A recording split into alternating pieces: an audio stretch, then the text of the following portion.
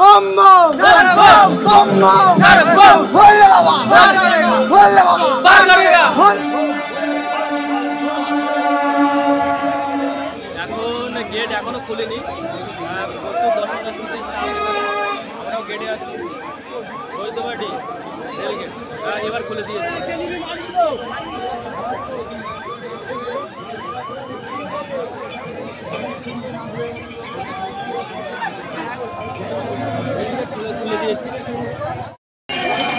তো এই রাস্তা দিয়ে এসে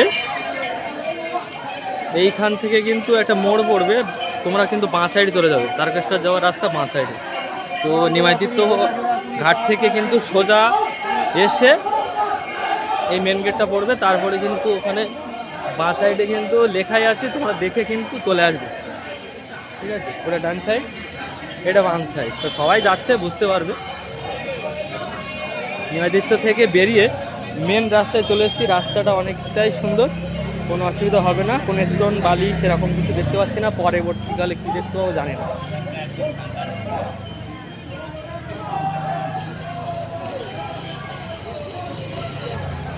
এটাই কিন্তু মানে শুরু, এখান থেকে আমাদের কিন্তু শুরু, এই গেট থেকে কিন্তু শুরু। আর তারকেশ্বরে যাওয়ার মানে যে তারকেশ্বর গেটে কিন্তু আমরা কিন্তু শেষ করবো।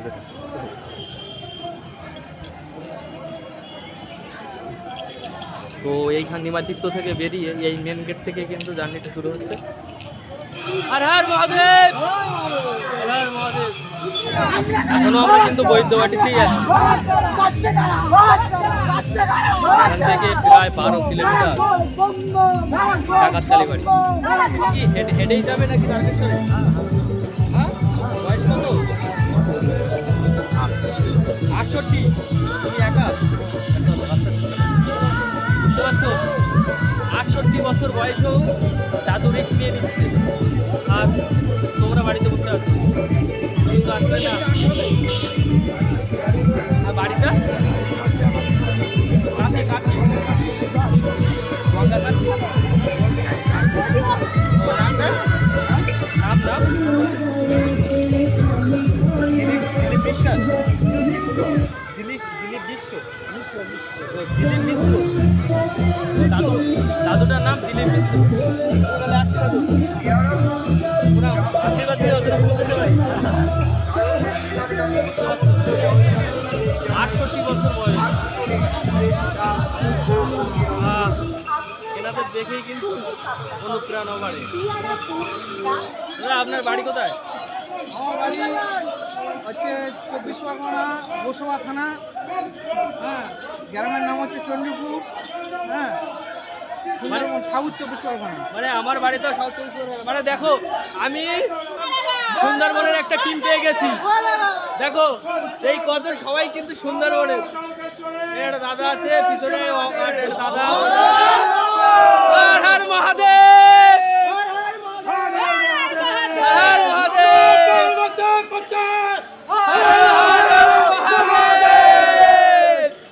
2025।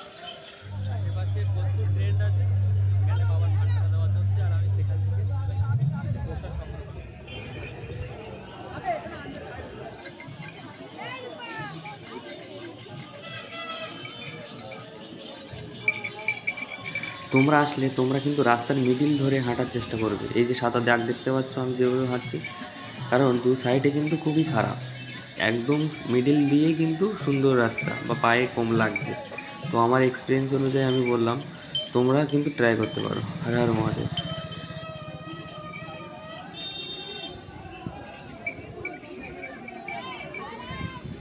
হর হর মহাদেব।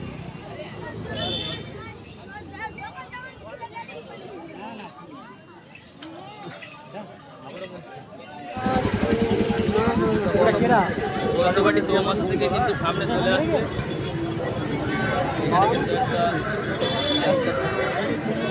একটা ওই দিকে যাবে, একটা ডান দিকে যাবে, বোঝার আছে।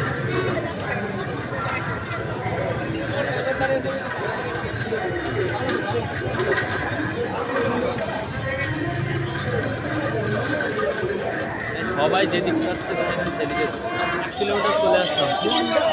1 কিলোমিটার আসার সঙ্গে সঙ্গে কিন্তু এখানে কিন্তু হয়ে যাবে ওয়াটার ক্যাম্প অবশ্যই কিন্তু জল খাবে, কারণ রাস্তায় প্রচুর ঘামে জল খাবে, না হলে ডিহাইড্রেশনের একটা ব্যাপার আছে।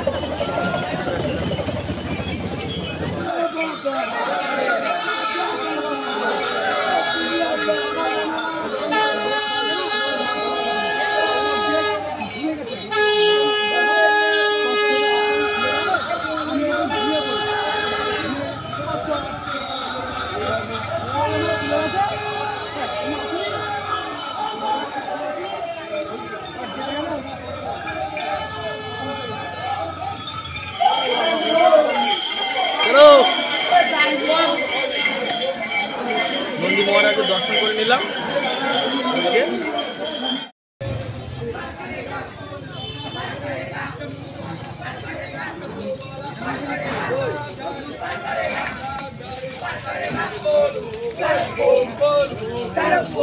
এক বা 2 কিলোমিটার দূরে দূরে কিন্তু এরকম বাথরুমের ব্যবস্থা আছে, অসুবিধা হবে না। বেশি বেশি করে জল পান করবে, তাতে কিন্তু ভালো হবে। ডিহাইড্রেশন হাত থেকে কিন্তু বাঁচবে। বাথরুম দেখো, ছেলে মেয়ে সব উপরে লেখা আছে, পাশে দেখো জলের ট্যাবও আছে।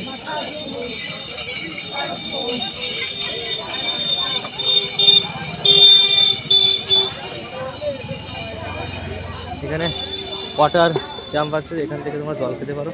আমি একটা জল নেবো, আচ্ছা জল দেবো তো দাদা, এখান থেকে নিচ্ছি, একটা জল নিলাম। এটা যুগের মোড়, 1 কিলোমিটার দূরে চলে আসলাম আরো।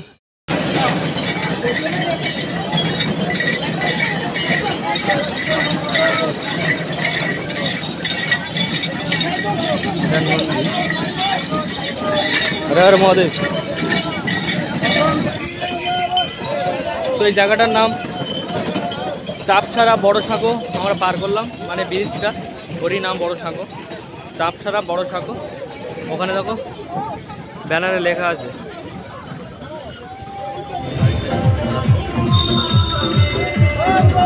दिमाग में एक ही नाम, जय श्री राम।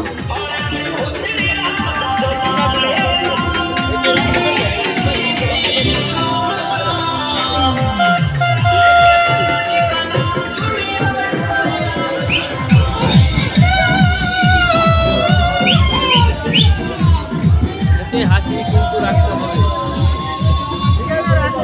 কষ্ট হলেও মুখে হাসি রাখতে হবে। এখান থেকে ডাকাততলা এখনো 12 কিলোমিটার বাকি। তো আমরা আছি এখন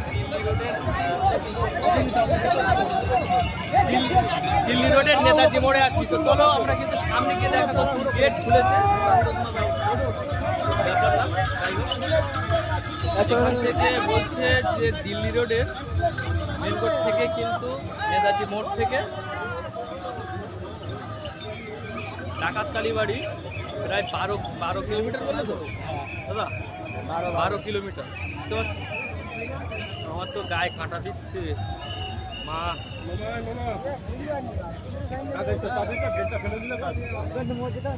নেতাজি মোড়ে কিন্তু এটা চৌমাথা তো জায়গা, রাস্তা আছে, এদিকে একটা রাস্তা আছে, আর আমরা এই দিক থেকে এইদিকে যাচ্ছি। সামনে স্টেট সোজা যাবে, একদম কোনো দিকে দেখবে না, একদম সোজা স্টেট। নিমাইচিত্র থেকে প্রায় 3 কিলোমিটার হবে, দাদা বললো 2 কিলোমিটার। এটা নেতাজি মোড়, একদম স্টেট স্টেট।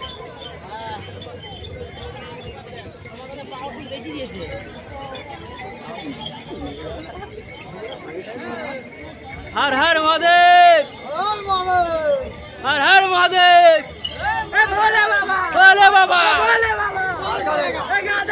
पार करेगा, पार करेगा। हर हर महादेव। সারা রাস্তা এই যে শব্দই যাচ্ছে আমরা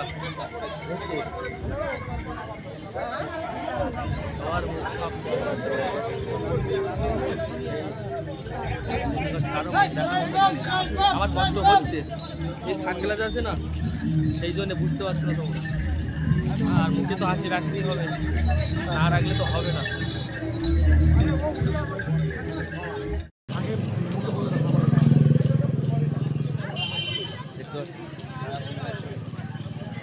বাবা আর ছেলে একসঙ্গে যাচ্ছে, ছোট ছোট বাচ্চারাও আছে। এই দেখো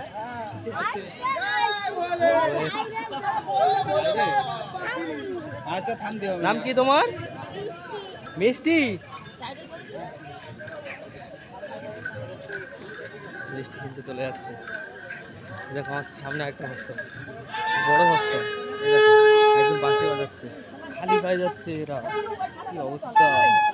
হ্যালো বাঁশি ভাই, বাঁশি ভাই নাম নাম কি? নাম কি?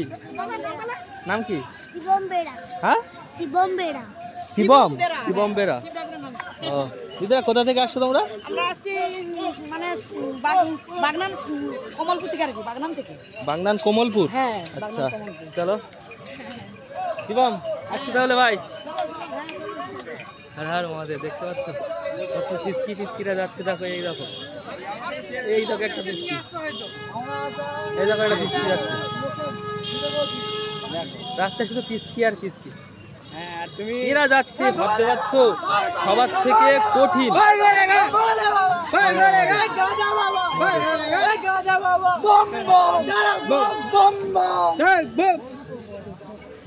কোনো নাম কি তোমার? তোমার নাম কি? নাম বলছে না। হর হর মহাদেব। ঘড়ির কাঁটা এখন 6:30। আমরা আছি এখন জিয়ার স্টেশনের প্রায় কাছে।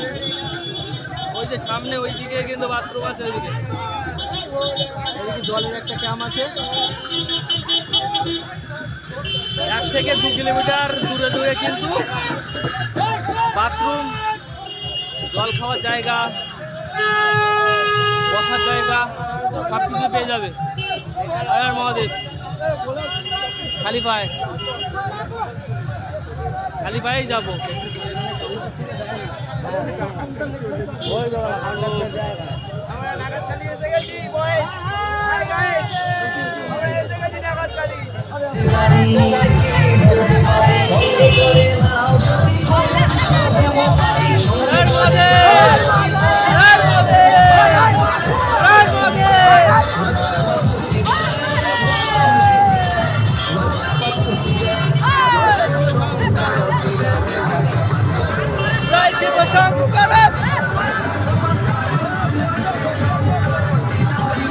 ঘড়ির কাঁটায় 7:16।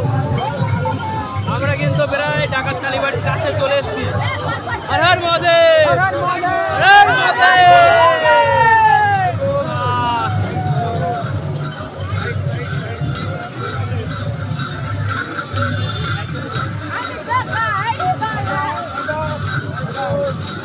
খালি পায়ে হাঁটছি, সবাই অ্যাংলেট নিয়েছে, আমি নিইনি। দেখি পারি কিনা। আমরা খুব এক্সাইটেড আছি, আমরা যাও বলে। ওই দেখো, দেখো খালি পায়ে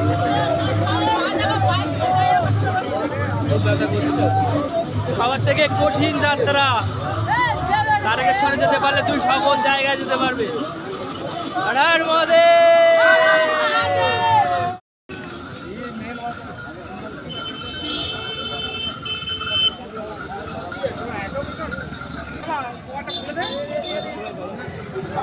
हर हर महादेव। तो सोजा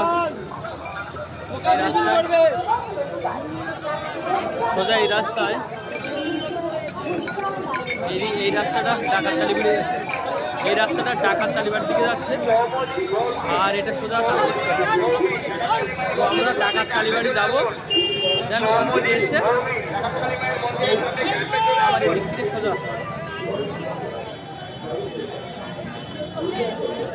তো এখান থেকে আমরা প্রথম ডাকাত কালীবাড়ি যাবো, আর এখান থেকে এসে এই রাস্তা দিয়ে আবার ডাকাত কালীবাড়ি যাই।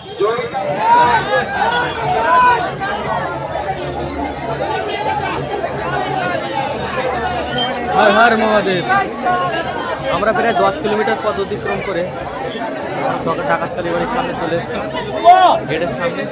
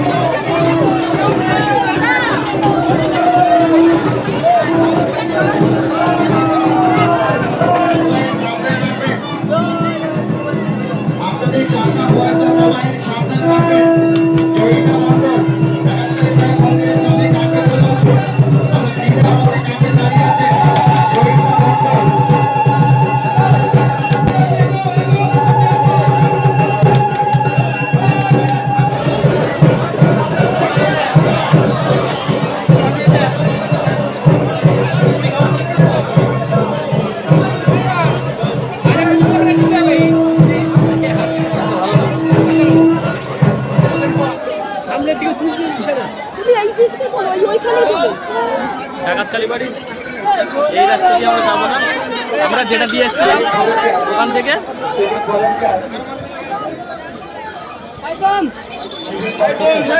নিয়ে যাচ্ছি।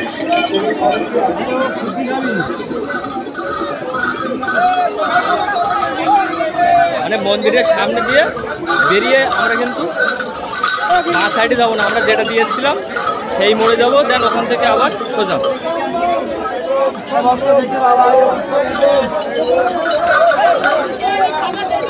আমরা যেটা দিয়ে এসেছিলাম সেটা দিয়েই যাবো। আমরা রিটার্ন ওই মোড়ে যাবো, মোড় থেকে আবার ওখান থেকে বাঁ দিকে গিয়ে সোজা। মহাদেব পিছন দেখলেই হবে।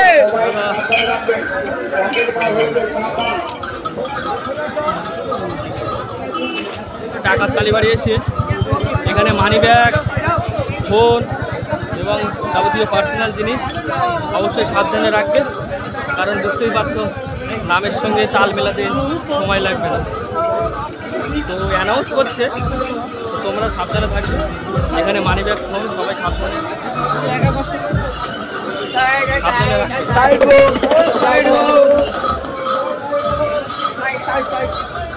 মহাদেব।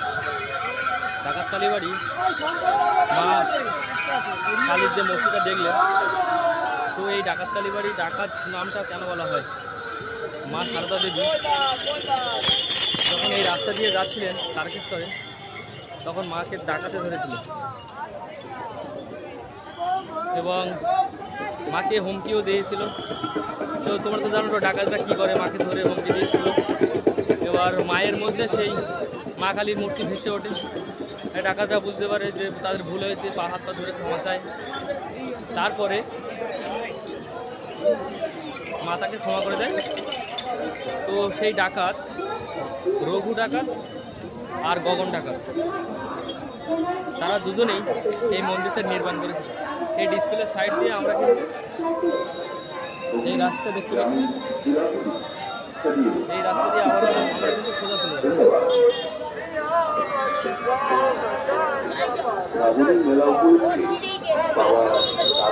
এটা 400 থেকে 500 বছরও পুরাতন এই কালীবাড়ি। এটাই হচ্ছে ডাকাতকালী বাড়ির রহস্য। গগন ডাকাত ও রঘু ডাকাত, তারা দুজনেই কিন্তু এই মা কালী মায়ের মন্দিরটি নির্মাণ করেছিলেন। বুঝতে পারছো? Har Har Mahadev. Tarakeswar 24 kilometre, Kamarkundu 4 kilometre, Singur 2 kilometre, Nasibpur. আমরা আছি এখন নসিবপুরে, আমরা এখন আছি নসিবপুরে।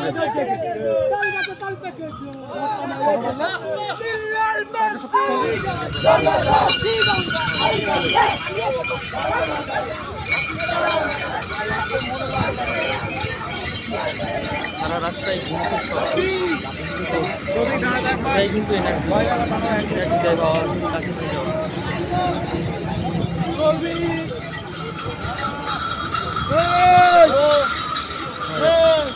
সারা রাস্তা ঘুমতে ঘুম ঘুম ঘুম ঘুম ঘুম ঘুম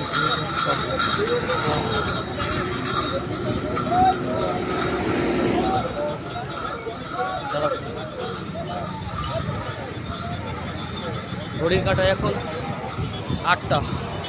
আমরা আছি দুর্গাপুর হাইয়ের ওপরে, রতনপুর ব্রিজের ওপরে আছি, মানে রতনপুর ব্রিজের ওপরে দুর্গাপুর ব্রিজ, দুর্গাপুর মাথা জড়িয়ে যাচ্ছে দুর্গাপুর হাইওয়ে নিচে আর রতনপুর ব্রিজের ওপরে।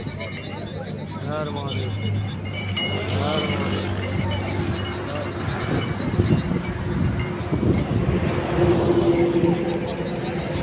এটাই আমার ফার্স্ট ব্লগ। তোমাদের উৎসাহ পেলে আরও ভালো কিছু কন্টেন্ট আমি করবো। জানি ফুটেজের অসুবিধা হচ্ছে, নর্মালি একটা ট্রাইপড দিয়ে ভিডিও বানাচ্ছি আর হেডফোন দিয়ে ভয়েস সাউন্ড অতটা ভালো না, হয়তো মানিয়ে নেবে, ছোটো ভাইকে ক্ষমা করে দেবে। তো বিষয়টা হচ্ছে ভাগীরথী নদীর জল বা গঙ্গার জল আমরা কেন বাবার ধামে নিয়ে যাই এবং বাবার মাথায় এই জল কেন ঢালা হয় তার বিষয়ে পরম প্রতাপী শিকাগো বংশের একজন ধার্মিক রাজা ছিলেন। তো তার নামের জন্য দেবরাজ ইন্দ্রের খুব ইচ্ছা করতেন। তো মহারাজ সাগর যখন অশ্বমেধ যজ্ঞের আয়োজন করলেন, তখন দেবরাজ ইন্দ্র সেই অশ্বমেধ যজ্ঞ ঘোড়াটা চুরি করে পাতাল লোকে কপিলমণির আশ্রমে লুকিয়ে রেখে। এবার মহারাজ সাগর যখন জানতে পারলেন, তখন তার 60,000 পুত্রকে ঘোড়ার সন্ধানে বের করে দিল এবং খুঁজতে খুঁজতে সেই পাতাল লোকে গিয়ে যখন ঘোড়া পায়, তখন কপিলমণিকে চোর ভেবে অনেক অপমান করলেন। কপিলমণি রেগে গিয়ে একবারে সাপে দিয়ে একবারে 60,000 সেই 60,000 জীবাত্মা হারার মহাদেব, সেই 60,000 জীবাত্মা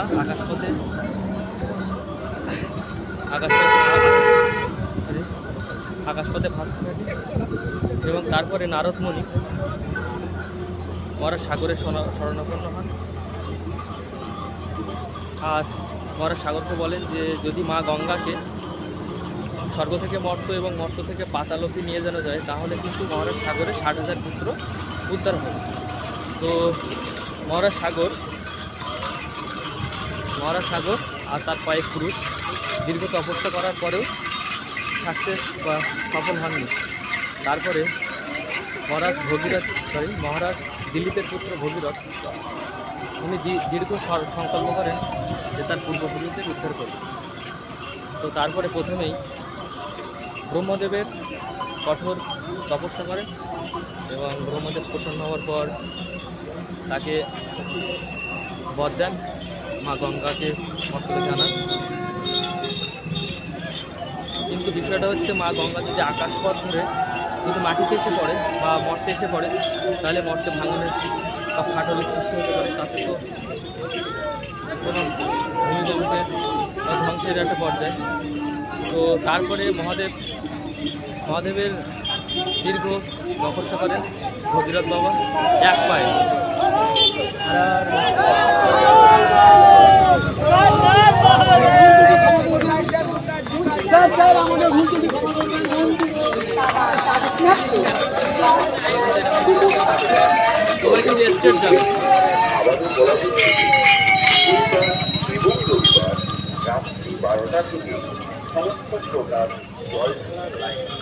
তারপরে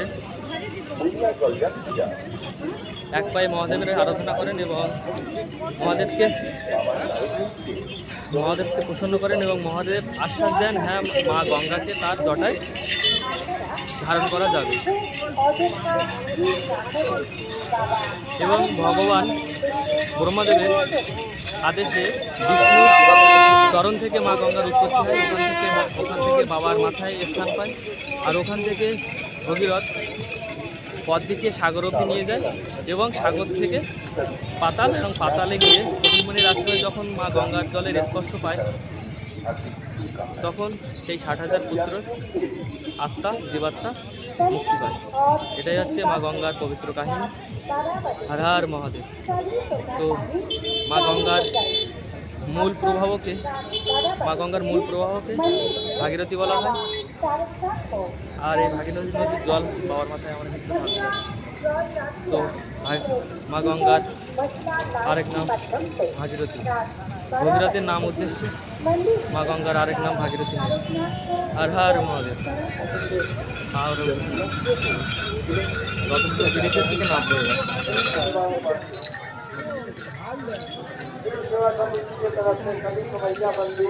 ফাইনালি 14 কিলোমিটার চলো। আমরা ফাইনালি কামারকুন্ডু ব্রিজের উপরে আছি। পিছনে দেখতে পাচ্ছ কামারকুন্ডু ব্রিজ। আমাদের একটা দাদার সাথে দেখা হলো। দাদা কেমন আছো বলো? মোটামুটি দাঁড়াতে দিচ্ছি। ও প্রায় 14 কিলোমিটার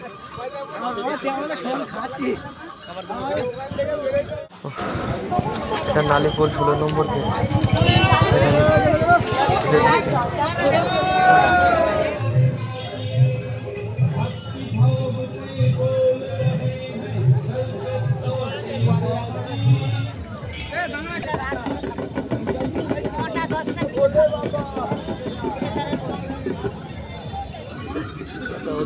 খুলে গেছে।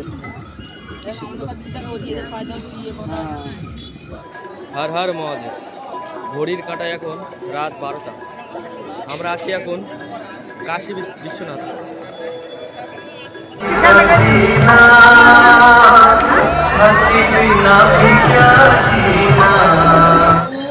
কাশী বিশ্বনাথের পরে যদি মনে করো পা উঠছে না, তাহলে গাড়িতে চলে যাবে।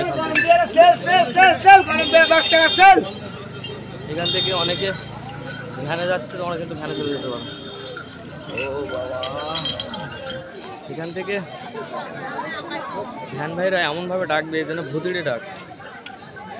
বলবে তারকেশ্বর 200 টাকা, 100 টাকা, 150 টাকা। তোমরা কিন্তু আর সামলাতে পারবে না লোক। সবাই যাচ্ছে, দেখো পায়ে হেঁটে। কিসের এত জেদ মহাদেব?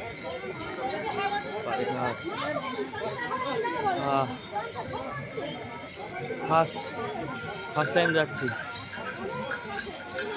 ঠিক আছে, মুখে হাসি তো রাখতেই হবে। আমার নদী নাই তো,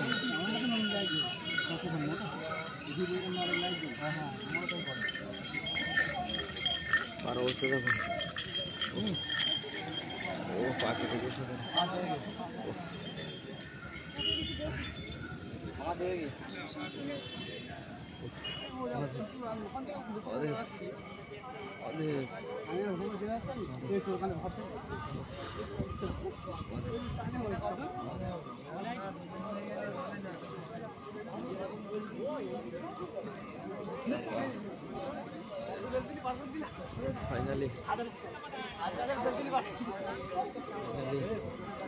ফাইনালি কি দেখতে পাচ্ছ তোমরা? বলো কি দেখতে পাচ্ছ সামনে? হ্যাঁ, আমিও তাই দেখতে পাচ্ছি। স্বপ্ন স্বপ্ন।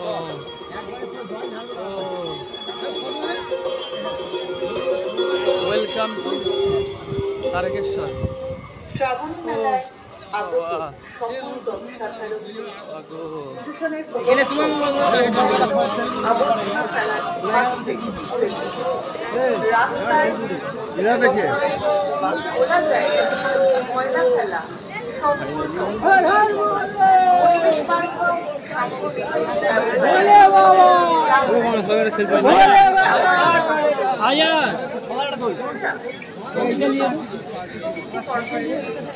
খালি পায়ে চলে এলাম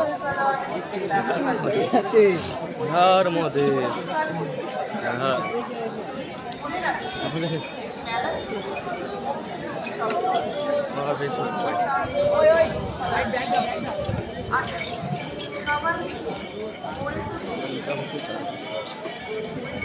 দেখতে যা মজা,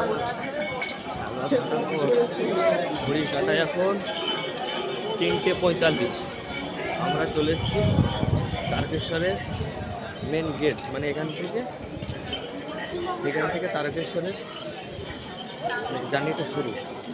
তারকেশ্বরে পৌঁছে গিয়েছি, কথা দৌড়িয়ে যাচ্ছে। তারকেশ্বরে পৌঁছে গিয়েছি।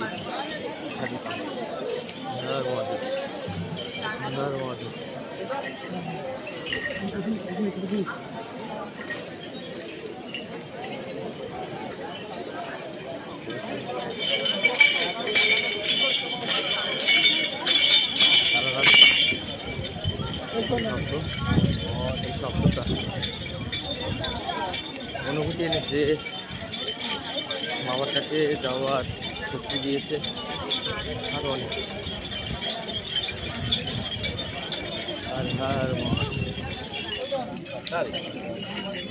দেখতে পাচ্ছ সবাই ঢুলু ঢুলু ভাব, হাঁটতে পারছে না, পা উঠছে না, তবুও কিসের জেদ আমাদের। দেখো দেখো কষ্ট করে আসছে সবাই, দেখো পা উঠছে না, তবুও হাঁটছে। ছোট ভাইটাও যাচ্ছে।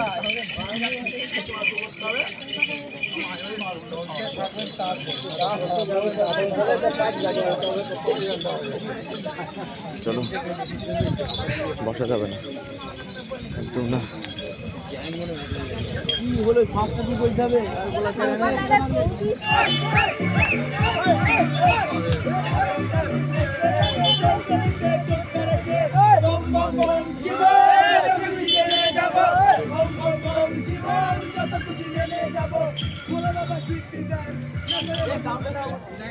লোকনাথে জল ঢেলে আবার রিটার্ন কিন্তু এই রাস্তা দিয়েই ফিরে যাবো। রিটার্ন ওখান থেকে কিন্তু সোজা যে রাস্তাতে ছিলাম। লোকনাথে কিন্তু ঢোকার সময় ডান সাইডে একটা কিন্তু পেট্রোল পাম্প পড়বে, ইন্ডিয়ান অয়েল। ভোর হয়ে গেছে, প্রায় 13 ঘন্টা হাঁটার পর আমরা ওয়েলকাম টু তারকেশ্বরের গেটে এসেছিলাম 3:30, আর এখানে প্রায় 5টা থেকে। কোথাও বসিনি,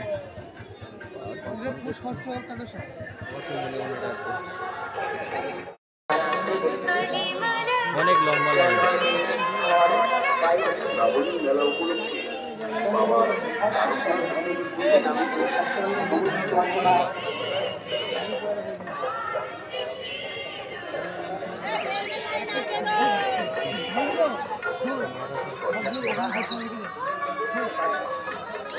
এটা হনুমান মন্দির আর বাবা লোকনাথ দেবের মন্দিরটা। नमस्ते, शुद्ध भक्ति जन तारकेश्वरे आने वाली তোমাদের বাবার কথাটা মনে আছে? রনে বনে জলে জঙ্গলে যেখানে বিপদে পড়িবে বাবাকে স্মরণ করিবে। জয় লোকনাথ বাবা।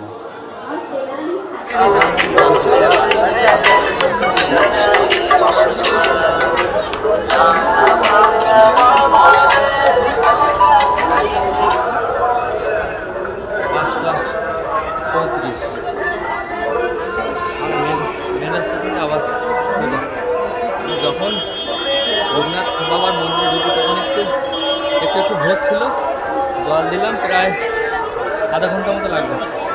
তারপরে দেখো সাদা হয়ে গেছে। আর মহাদেব ফাইনালি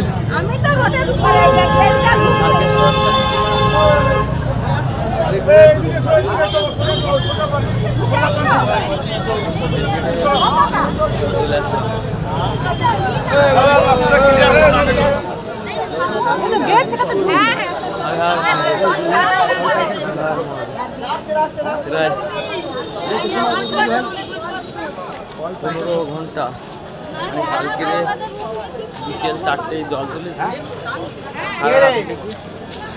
আর এখানে পৌঁছেছি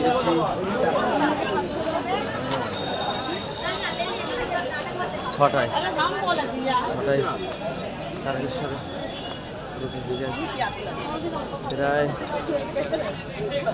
14 ঘন্টা।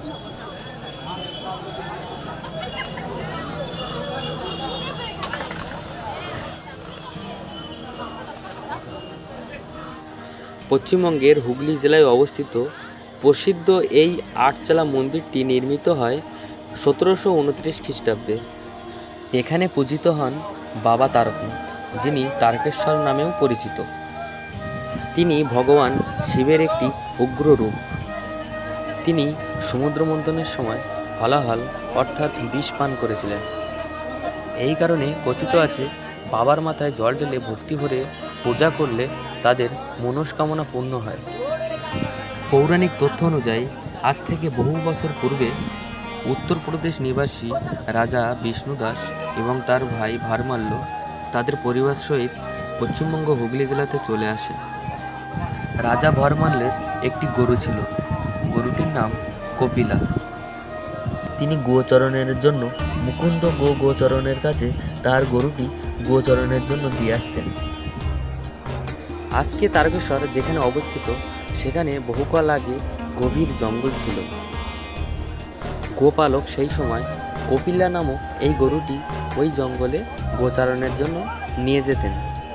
এভাবে কিছুদিন চলার পর রাজা ভারমাল্য লক্ষ্য করলেন তার গরুর গোদুগ্ধর পরিমাণ কম হয়ে যাচ্ছে। তখন রাজা ভারমাল্য মুকুন্দ গোচরণকে ডেকে বললেন গরুর দুগ্ধ কম হওয়ার কারণ কি। তারপর মুকুন্দ গোচরণ যেটা বললেন রাজা ভারমাল্যকে, সেটা রাজা ভারমাল্যের মোটেও বিশ্বাস হয়নি। তো তারপরে যে দৃশ্য দেখলো রাজা ভারমাল্য ও গোচরণ মুকুন্দ একটা কালো কুচকুচে পাথর বিশিষ্ট একটা শিলার উপরে কপিলা নামক গরুটি নিঃসৃত করছে তার দুগ্ধ। এটা দেখে রাজা ভারমাল্য এবং মুকুন্দ গোচরণ হতবাক হয়ে গেলেন। পরের দিন রাত্রে রাজা ভারমাল্যের স্বপ্নে বাবা তারকনাথ দর্শন দিলেন এবং বললেন যে তার এই লিঙ্গটি তুলে তার পুনরুস্থাপন করতে এবং একটি মন্দির স্থাপন করতে, যেটা পরবর্তীকালে তীর্থস্থান নামে পরিচিত লাভ করবে। তো এটাই হচ্ছে বাবার পবিত্র কাহিনী। মন্দিরের ভূগর্ভ থেকে দুধপুকুর নামক এই সরোবরে একটা সুড়ঙ্গ আছে, যেখান থেকে বাবার স্নান করানো দুধ এই পুকুরে এসে পড়ে এবং এই পুকুরের জল সাদা বা ধূসর আকারে দেখায়। এই কারণেই এই পুকুরের নাম দুধ পুকুর। কথিত আছে এই দুধ পুকুর নামক সরোবরে স্নান করলে রোগ ব্যাধি এবং সমস্ত মনোবাঞ্ছা পূর্ণ হয়। বাবা তারকনাথ নামের অর্থ হল কঠিন বা কঠিনের প্রভু। শিব পুরাণ অনুসারে এটি 64টি জ্যোতির্লিঙ্গের মধ্যে একটি হিসেবেও বিবেচিত। কথিত আছে যে প্রায় 5000 বছর আগে ভগবান পরশুরাম বাবা তারকনাথের প্রথম মাথায় জল ঢেলেছিলেন। ভগবান পরশুরাম বাবা তারকনাথের কণ্ঠে বিষের তীব্রতা কমানোর জন্য বাবার মাথায় গঙ্গা জল ঢেলেছিলেন। কথিত আছে দ্বিতীয় জলযাত্রী দশম রাবণ ছিলেন। হর হর মহাদেব।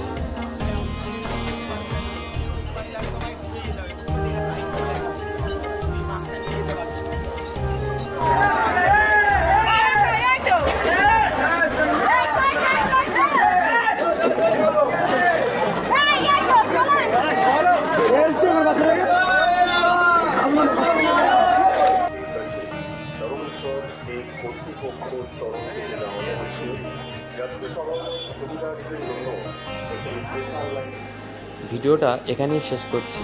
তো তোমরা যারা এখনও সাবস্ক্রাইব করোনি তাদের উদ্দেশ্য বলছি, সাবস্ক্রাইব করে পাশে থাকা বেল আইকনটি বাজিয়ে দাও।